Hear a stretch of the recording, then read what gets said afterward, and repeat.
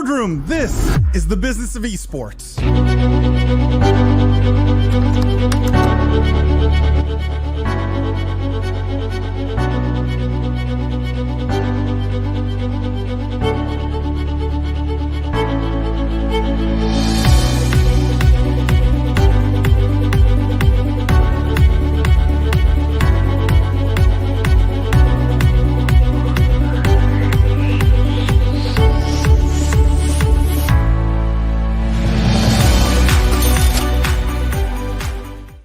The worlds of gaming and esports are evolving every day faster than ever before. With yougov's living data, you can probe into the real thoughts and behaviors of esports fans and gamers worldwide. If you're a team, a brand, an agency, or a rights holder, you should be talking with yougov. They're partners with the biggest names in esports and the biggest brands all around the world, driving compelling results every single day. Check out yougov.com/BOE and schedule a call with yougov today. From the keyboard to the boardroom, this is the Business of Esports weekly news show / post podcast live stream. I am Paul the Prophet Dawalibi. I'm joined today by my friends and co-hosts, the Honorable Judge Jimmy Baratta, Lindsay the Boss Poss. For those of you who are new here, welcome. What we do is we cover the most pressing gaming and esports topics and news of the week, but we look at all of it through a business and C-suite lens. We dissect, we analyze the business implications of everything happening in this industry. And best of all, with the live stream, you get to participate, ask questions, get in our faces, challenge us, all those good things. We welcome it. We encourage it. It makes it so much more fun. We thank everyone who comes for the live stream. How are you guys doing? Happy New Year. Officially our New Year weekly news show. Lindsay, how was your New Year? Happy New Year. So despite the knee, I went out and danced, which was great. I said I was going to. Everyone told me that was a bad idea. I did it anyway, and I don't regret it. So good start to 2023. Did you tell your doctor, or are you hiding this from him? Well, my doctor asked why I haven't started jogging yet. So he's like way in a different category than I am. My physical therapist, on the other hand, was none too pleased. I really like your background, Lindsay. That's new. Yeah, you just set that up, or is that digital? Well, it looks digital. This is my dining room. You're all welcome. Nice. I am often in it, but no, I haven't made it up to the third floor studio since surgery. I just haven't really wanted to climb all the stairs. So dining room this week. Jimmy, your office is looking more evil than ever. Yes, I'm on the bridge of the Death Star. So until my actual office gets a little cleaner, I'll be in outer space. Matt says Jimmy loved the background. Chris says New Year, new office for Jimmy. There you go, new office for Jimmy. Guys, let's actually, before I jump into it, I do want to tease the podcast this week. We had John Bravda, who is the CEO and founder at a company called Gamer Gains. Very interesting company, very interesting take on what you guys know if you've listened to me or watched me at all over the last while.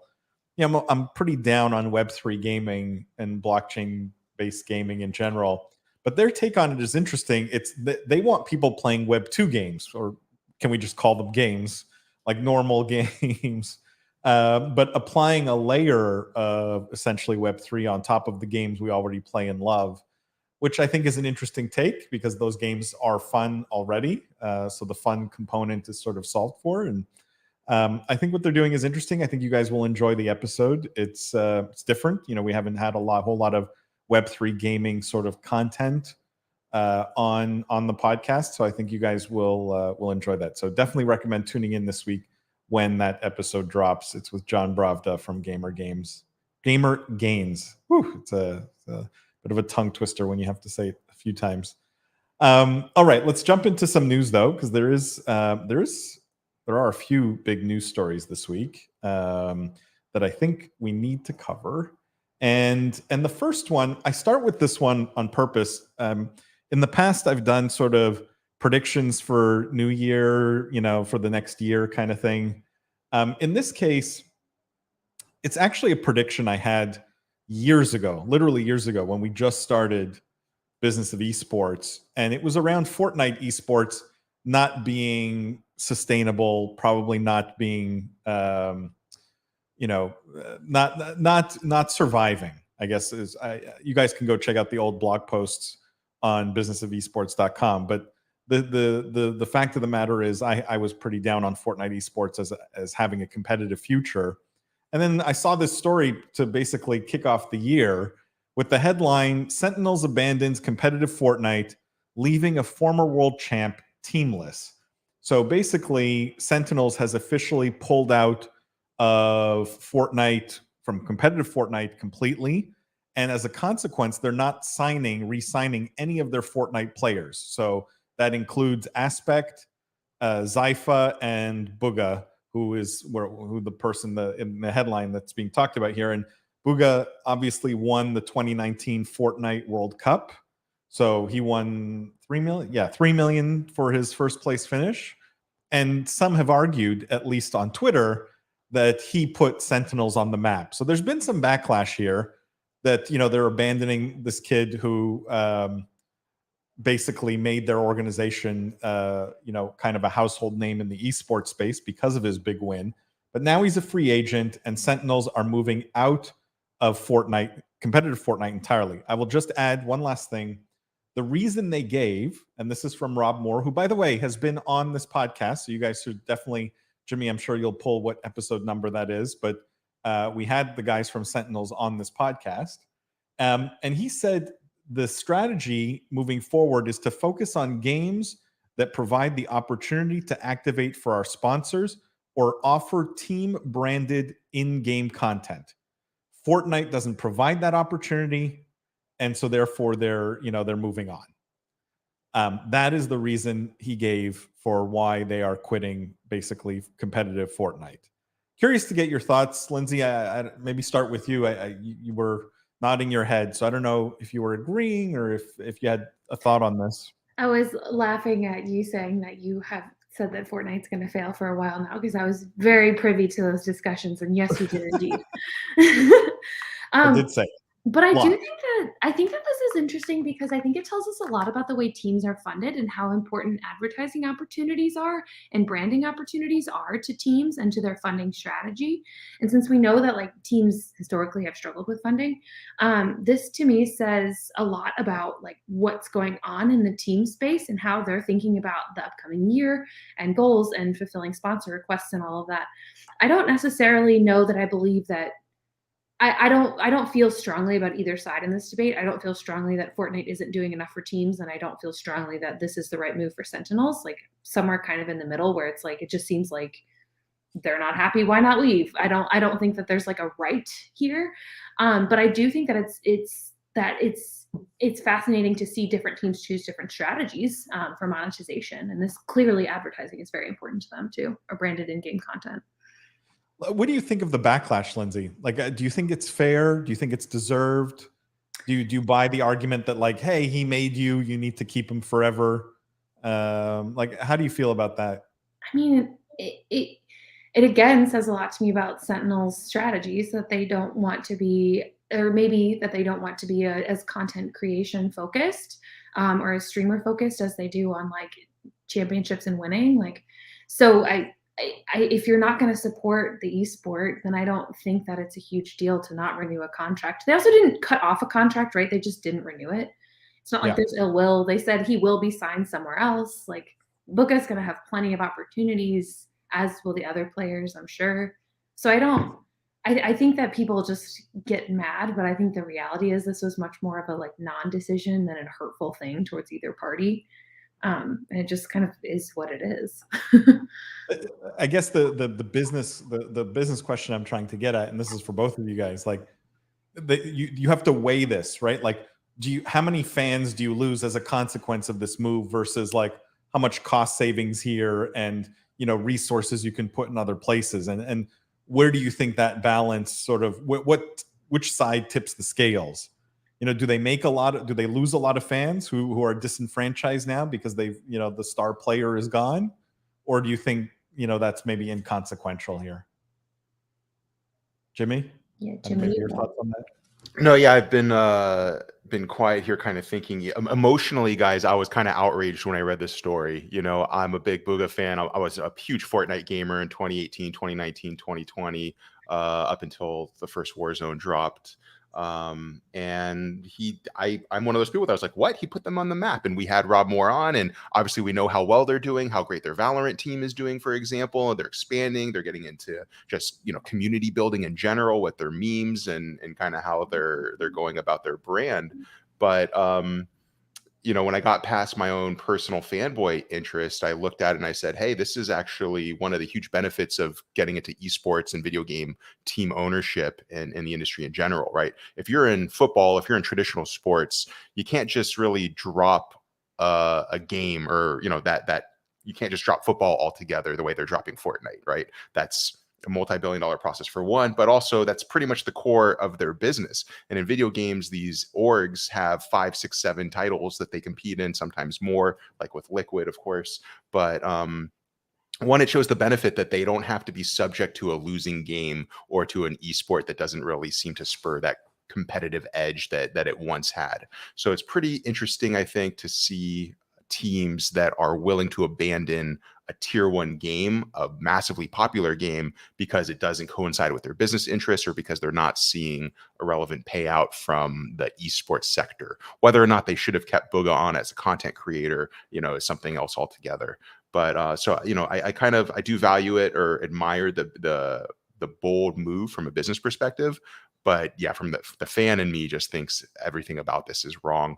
No doubt Booga is going to land. Well, I don't even know if he needs another team, guys. What do you think about that? Like, he's big enough to just be on his own, doesn't have to share his cut with anyone anymore. Just have, just stream and play solo. Do you need to be part of a team to compete in esports, Fortnite esports? I don't think so. So I don't know why he would, unless they gave him equity, right? And how did he not already have equity? Sorry, Paul, how did he not already have equity? Yeah. I want to add an unpopular opinion here, and I know it's an unpopular opinion. And I'm scared to almost say it, but I have to because I believe it. I think what Booga accomplished is amazing, right? Like, World Cup was the pinnacle of Fortnite esports. It was a huge achievement. He made a ton of money. He continues to make a ton of money, and for that, I admire the guy. I think it's incredible what he's accomplished at his age. So I don't want to take anything away from Booga. I will say, though, as a content creator, I find him kind of boring. I find a little bit plain, like watching toast. And I don't think he has enough of enough charisma to sort of carry a long career as a content creator. I think at some point the Fortnite skills fade, and I don't know what else is there. And so, like, the ruthless business person in me goes, this is probably a good move on Sentinel's part, because if he's not winning championships, I don't know if he brings enough value to justify probably the kind of, salary he commands, or at least the kind, whatever, his expectation was in a new deal. Because I just don't, he's not like an XQC. He's not a guy who goes from competitive to content creation, I think, that effortlessly and can carry an audience long term. It could just be his young age, and I know this is an unpopular opinion because I know there's a lot of Booga fans, including you, Jimmy, but I don't know if you've ever spent any time watching his stream. It's not great entertainment. Let's put it that way. And so I think that this is probably the right move. Again, assuming they wanted to get out of Fortnite for other business reasons, it doesn't make sense to keep the people on. Matt says, this says more to me about Sentinels than Fortnite. I feel like all these players will find new homes. No question. I mean, they're all great players. Christian says, it's been a long road for Epic's negligence for its esports scene. It started off so hot and it couldn't keep up with the hype. I mean, Christian, I called it basically from the very beginning, because it was obvious to me that Epic did not care about esports. That for them, it was a marketing exercise to get people to play the game and buy some skins and get some press. But I don't think they ever genuinely cared about esports. And, they never really built a team to build out their esports ecosystem. They never needed to be clear. I mean, they've monetized well enough not doing that. You're right. Lindsay, you're right. I mean, they've made a ton of money on a game that they didn't need esports as a driver of new players. You're absolutely right. Christopher says more money for Epic selling Fortnite apparel and toys in Target than their esports strategy. Sadly, yeah, and I think they focused where they felt there were bigger dollars, and I suspect if you looked at it on the whole, esports was a money loser for them. It's hard to value how many players like World Cup brought to the game or how much purchases it drove, but I suspect it was a money sink and a marketing exercise. So this was not unexpected, guys. In my mind, it was. I thought it would happen sooner, to be honest. Surprised these kinds of defections haven't happened more frequently and in larger quantity, but I think they're coming. All right, guys, let's talk about Tencent. Tencent in the news this week, and I think some big news out of China, maybe some positive news for once, if you want to look at it that way. And the headline here is Tencent lands major gaming titles. And what's happened here is they finally approved 40 licenses for foreign titles. This happened in December, so just a few weeks ago. And among the group of approved titles, two big ones, Valorant and Pokemon Unite, which is interesting. I didn't know this. Pokemon Unite was co-developed with Nintendo. So it was a Tencent game already, basically, that they had to get approved. Obviously, this happened. We followed the Chinese sort of environment for a while now, but just as a reminder, Chinese state media at one point branded online games as mental opium and a health detriment to minors, and they had started cracking down and regulating how much time you could play. But now they're granting approvals to new licenses, to new games. So it seems like a bit of a turnaround. Interesting that Valorant's on that list. And then the other piece of this article that I thought was interesting is they sold off in January, so just literally like 2 days ago or a day ago, a $3 billion stake in C, which they own. And C is the company behind Garena Free Fire, which is their major title, and the biggest gaming company in Singapore, based in Singapore. So Tencent has sort of divested this interest in C. And that, we can discuss. What do you guys think of that? Does it mean there's a little bit of a pullback from gaming investments? Why would they sell this stake? And then how do you tie that to approving new licenses and new foreign titles like Valorant? Jimmy, maybe start with you. Yeah, I have mixed feelings on this. I loved Tencent circa like 2020. I thought they were really on fire. I think everyone had a bad year, 2022. Tencent especially, I thought, had a bad year. I mean, you can just look at their stock portfolio and kind of monitor the decline. The $3 billion sell-off to me doesn't, I think they want to repurpose those funds, right, for something like a catchier title like Valorant. And the fact that they went after Valorant for me is just Valorant hasn't even hit console yet, so that's going to be on the horizon. Competitive Valorant is just taking steam, or just taking its stride. So I love the story. To me, this was reminiscent of the Tencent of old, which was a little bit more strategic, a pretty big swing. $3 billion is a lot of money where they can outright acquire studios, but the underlying concern remains that little caveat about operating in China and how volatile that space has been. And I just don't know if you can trust. I mean, yeah, Paul, you want to? Are you encouraged by the approvals though, Jimmy? Like, do you think maybe we see a turnaround in 2023? What's the crystal ball for 2023? China starts approving more foreign titles, en masse, or is it like? Yeah, I think we're safe for a year, but you can't really have a lot of security beyond that, right? You ride the wave, and that's kind of the nature of the beast over there. So it's hot while it's hot, but I don't think you can say the same for 2024. So you kind of have to make those investments or those bets with that in mind, right? That if you're passive, well, not investment advice, not legal advice, but if you're passive, I think I take my profit when it's there, and then I play with house money. But I just can't commit to this long term. I can just say I like the move, but it's still subject to a very fickle underlying kind of industry or region at its core. I mean, Lindsay, I find it weird, right? Like that they need to get Valorant approved at all, considering it's made by Riot, which is owned by Tencent, which is a Chinese company, and Pokemon Unite co-produced by Tencent, which is a Chinese company. Like, so the two games that they mentioned in the article are already basically Chinese companies and games, if you want to think about it that way. What I would love your take on also is they renamed Valorant for the Chinese market as a part of this. And I'm curious why and what do you think of the name? And the name, just to be clear, is Fearless Covenant. It's great. I love it.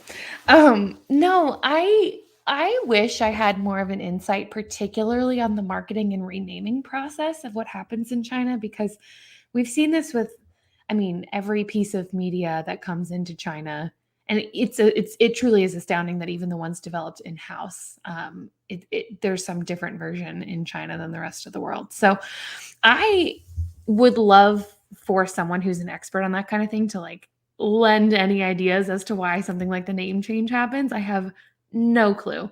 I don't know if it's like intentional to make citizens feel like they're getting something more special to differentiate themselves. I have zero idea why that's done. Super curious practice. So if anyone listening out there knows why products are renamed, please write in. But when it comes to if this is, you know, going or a signifier of a better year in the gaming industry in China, I don't think any of us really truly believe that. Everything is still so subject to the whims of the people who are making these decisions, and those whims can change very quickly. And different news stories, different pieces of data can be something that triggers a completely outsized response. So I don't believe that this says anything about the market at large or trends that we see. I still think it's pretty unpredictable and very, very subject to human error and emotion, which is not great for the people who are developing there. But I guess at least for Riot, now they have a big new market. So that's good. I mean, it'll be interesting to see how it affects the in-game experience for Valorant also, right? Like, does this bring, does it bring more problems? That'll be interesting. Matt's point, I think, is also an interesting one. He says, I guess this makes sense since they claim that they have cured gaming addiction. It seems more likely that China's economy felt the sting and they were forced to reverse course. I mean, that is the more cynical view that this was an economic decision. Feeling like they cured gaming addiction, that feels definitely like state media, like propaganda in this case. It's interesting because, again, none of these, they're not really foreign titles. That is what really sort of nagged me about this story. They're not really foreign titles.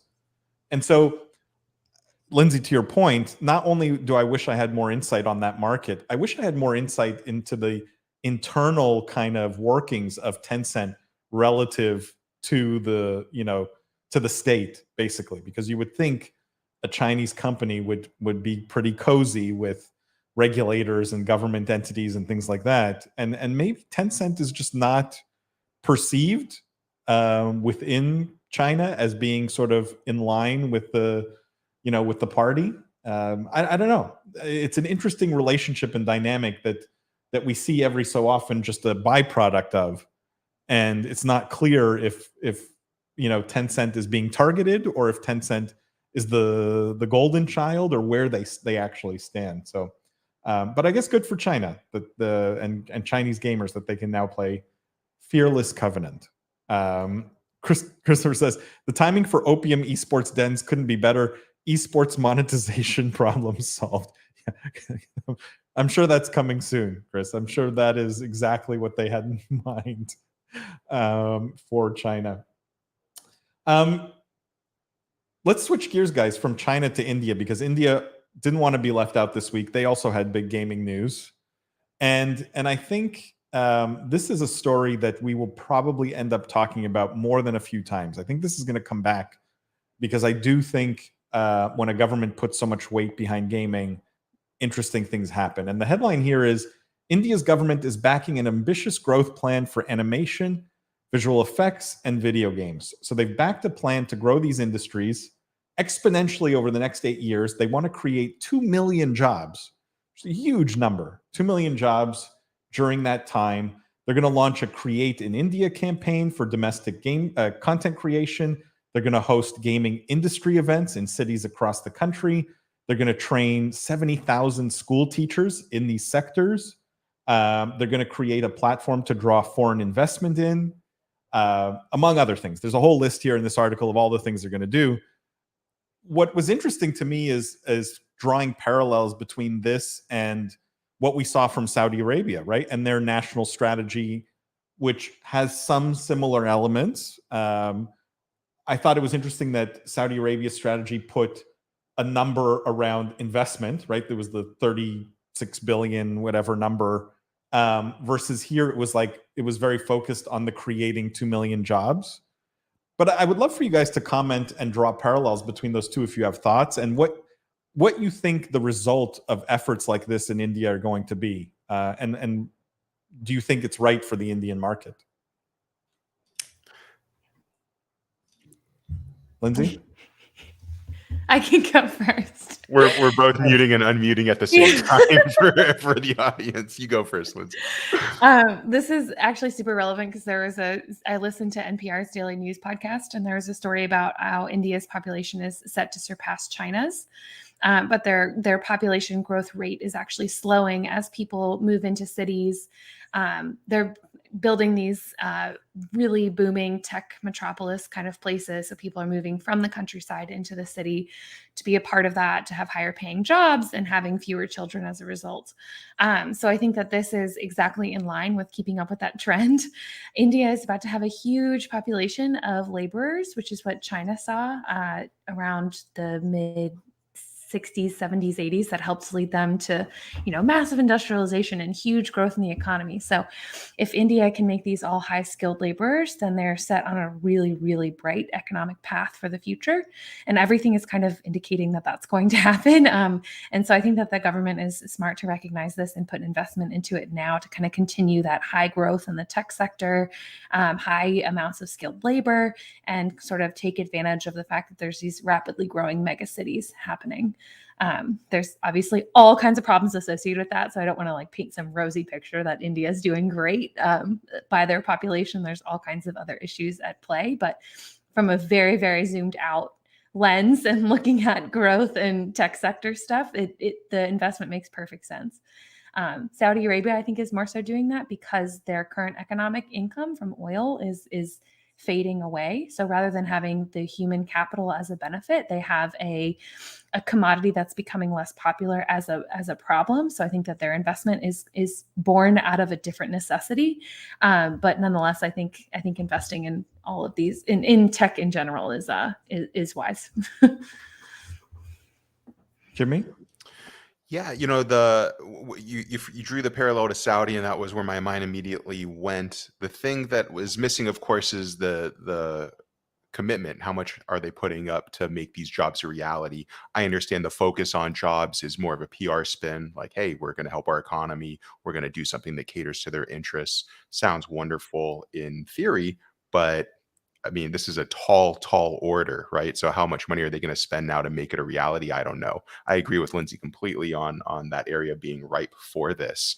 And we know, how popular gaming is over there. We've seen companies like Microsoft invest in gaming companies over there. We know how huge mobile gaming, PUBG, for example, is over there. So the fit seems strong. I believe it was the VR component, particularly interesting because I think it's more of a mobile first market, but otherwise, I just want to know how much they're putting to back up this claim, because it's going to require a lot of money, a strong commitment over a long period of time, and kind of unwavering support until those foundations are established. And that's going to be expensive, but it's also not going to be without, I think, some error and some setback and some unexpected hurdles, as in anything in life. And, you're not going to be able to weather that with 2 billion, right? Or what have you on a national countrywide scale, of course. So it's interesting to see how this will manifest. But from a PR kind of move, it sounds great. Yeah, I think it's very exciting. And I like the approach they've taken, which is more holistic, more of an ecosystem approach, right? It's not just, hey, we're going to go buy a bunch of big gaming companies and hope for the best. it's very much like, something like training school teachers is really, you're thinking about grassroots kind of ecosystem building that I think is very positive. I think the other interesting piece is there's more, I think, gaming talent available in a place like India, just as a consequence of the industry having existed there for longer than in a place like Saudi Arabia. So I think there's a little bit less of a talent issue. I mean, just being in Dubai, there's a ton of Indian gaming entrepreneurs that you see here. And so, the talent issues are smaller. There's a lot of tech, like native tech talent that I think can feed this. But I think the big difference for me is the more holistic ecosystem approach to building from the ground up what will be, I think, a very successful gaming sector for them. There's no question the population's there. There's no question the interest in gaming is there. Jimmy, you mentioned PUBG. I don't know what the last numbers were, 100 million players just in India, right? Like massive numbers. I think long term, for the viability of that industry, though, you need higher spend per player, and that's like a bigger economic problem, right? That to solve. That's not just like we get a bunch of people who can build games in India. It's how do you get people who have more disposable income? That's not really a gaming issue. And so that to me is the long-term challenge. But I think the government backing here is very exciting for India, very exciting, I think, for the region in general, because it also means more talent that will be available for companies in the Middle East. And there's a lot of good that will come out of this that won't just be for India. Matt says, Tencent is one of those few companies that is so big they can afford to face off with China. That's could be true. That would be a bit silly, though, I think. Aryan Zayat, sorry if I butchered that.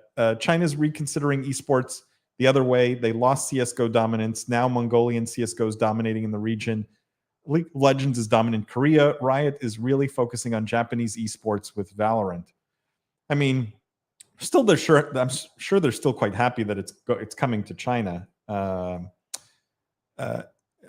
Zayed also said India has stable tech-wise background and also less English language barrier, which is opening a wide door to the world. That is an excellent point, actually. Really good point, because English is much less of an issue there. And the tech background, you're absolutely right. Some of the best technology universities in the world are in India. So it's a great point. And that does give them a leg up from a game, industry perspective and a talent perspective. All right, guys, just a couple more stories. But before we get to those, I just want to say a quick word. This live stream, very generously sponsored by YouGov. YouGov produces the best data on gamers, games, esports fans all around the world. If you're at all interested in accessing that gaming audience, this gaming market, this very lucrative gaming audience, you need to be talking to YouGov. You need to reach out to them. They produce living data, what they call living data. It's data that's constantly being updated. It's extremely actionable. You make better decisions when you're more informed. So go check out yougov.com/BOE, yougov.com/BOE. I'll put it in the chat. There's a bunch of free data there and reports and some videos and YouGov Insight segments that we produced with them with a lot of great learnings. But if you want to be in touch with YouGov, you can reach out to any of us. We're happy to connect you. But go check out yougov.com/BOE. That's a great starting point. We thank them for their support. Before I get to the next story, Christopher says, will there be a PC Bang /esports arena strategy or simply home gaming via mobile phones? It's a good question. What do you guys think for the Indian market? I definitely see a rise of arenas. I think, Paul, you had brought a great point when you visited Gamers 8, especially with their use of, the different kind of omnidirectional, what are those called for AR, Treadmill? VR? The treadmill, Yeah. thank you. Where these are not the things that people keep in their homes, but then you can go to a facility, try it out, and that's kind of one of the draws that attract people to facilities like that. I can see something similar with high-powered gaming PCs, where if you're in a mobile-first market, maybe because of an inability to afford, or maybe it's just not the social norm, it's still going to be fun to test your skills or to try out a $10,000, an $8,000, even a $3,000 high-end gaming PC. So I wouldn't sleep on the draw, where if they open a few of these facilities, they could be very cool LAN cafes, right? You offer a social component and unique tech. Which, by the way, internet cafes is that is still very popular in India, right? Yep. LAN cafes are part of the culture. They're part of the environment there.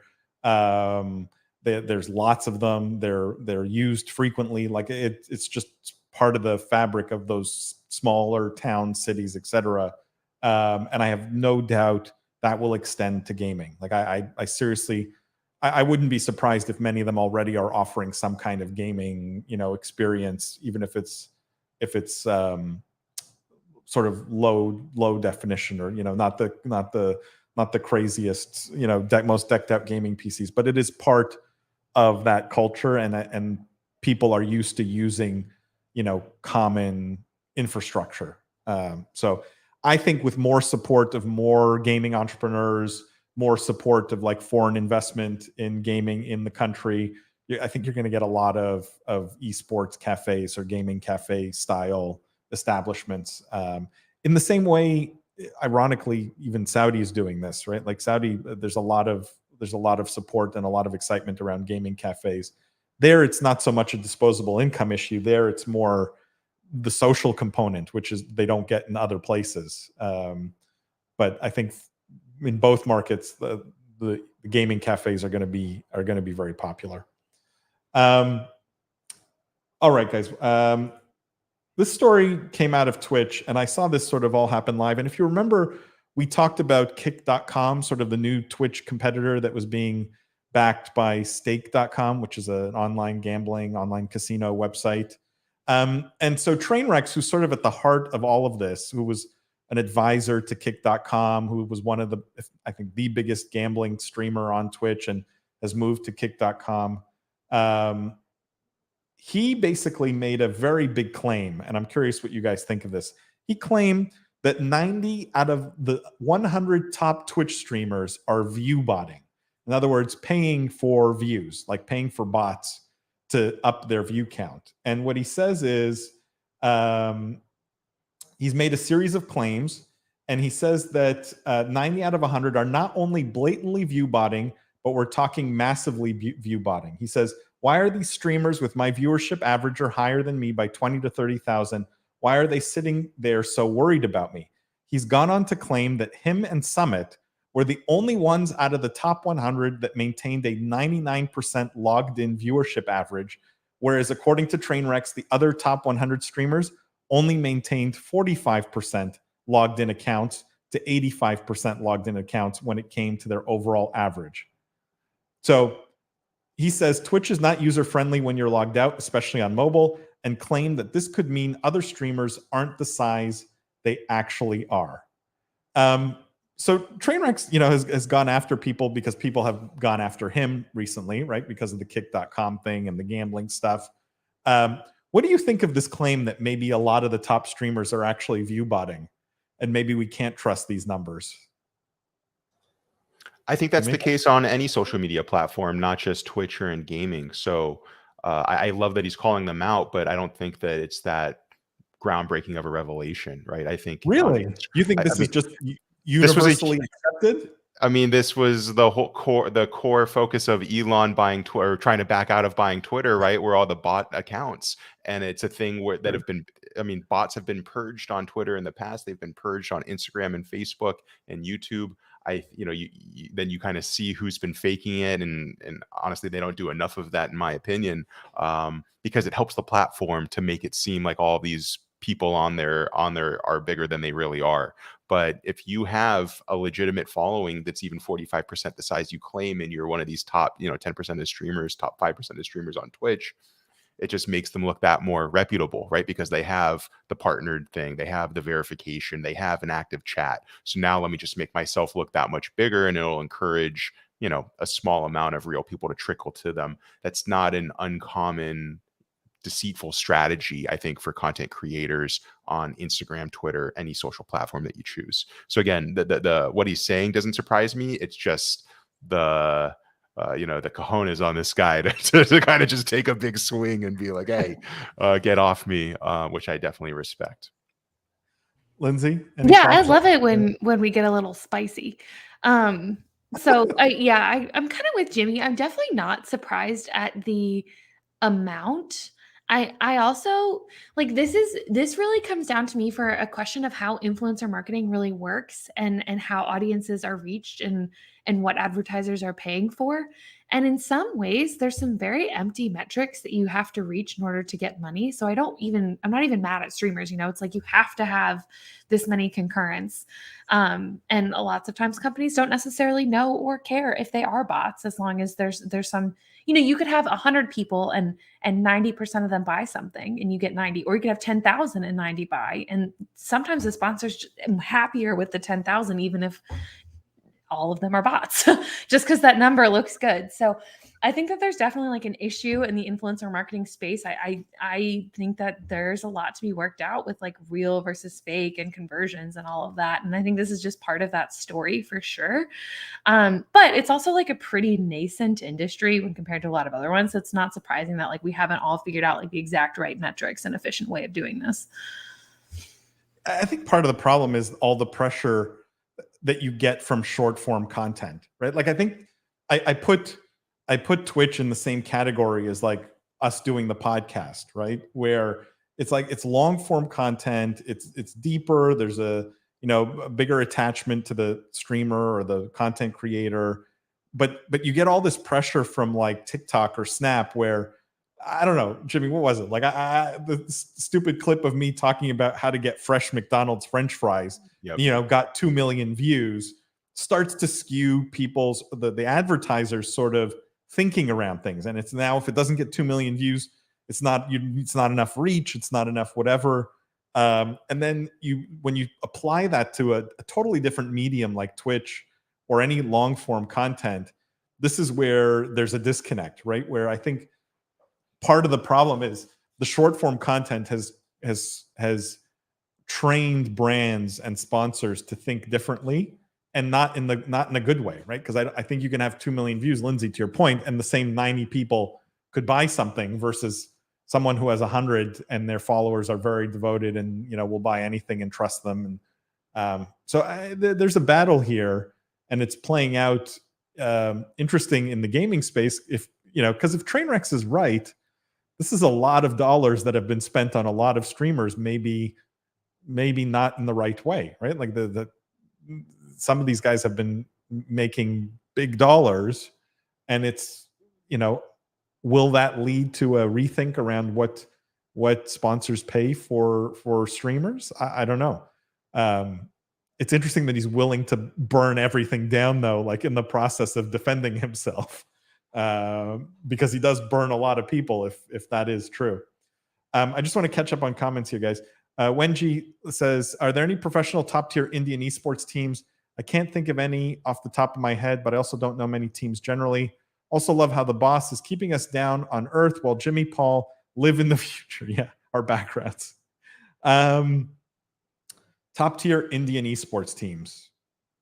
Galaxy Racer has a strong team in India, but they're kind of all over the place in that region. Yeah. But that would be my knee jerk. Trying to think Indian specific. Ampverse is another one. They're big in Southeast Asia generally, but they have a couple esports teams that are supported. I did an interview with their head of partnerships. They're awesome. And that's Yatsu backed and stuff. So cool company. Cool.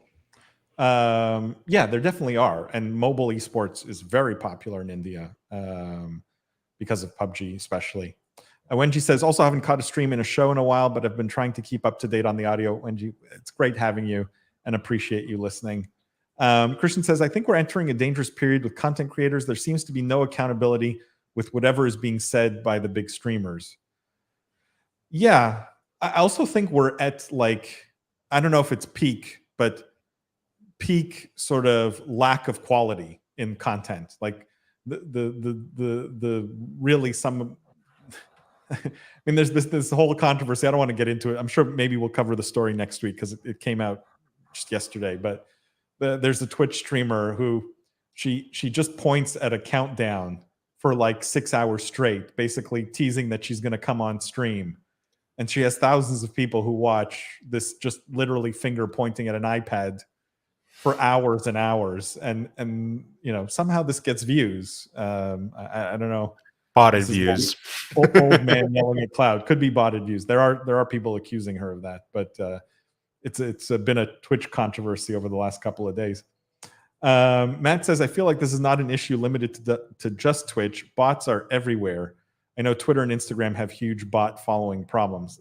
This is true. I think all the platforms try and solve for it, but they're also not really that incented to solve for it, because the bots benefit them. So it's not like no one's going on a crusade other than Elon probably to remove the bots. The best part is, since he's owned it, I've gotten like crypto scams every single day, like 10.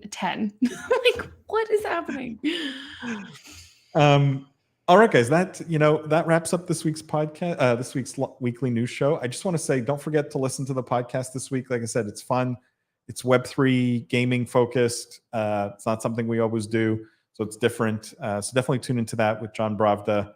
And don't forget, make sure to follow Business of Esports everywhere, on LinkedIn, on YouTube, on Twitch, Instagram, Twitter, TikTok, you name it. On all these platforms, we put content everywhere.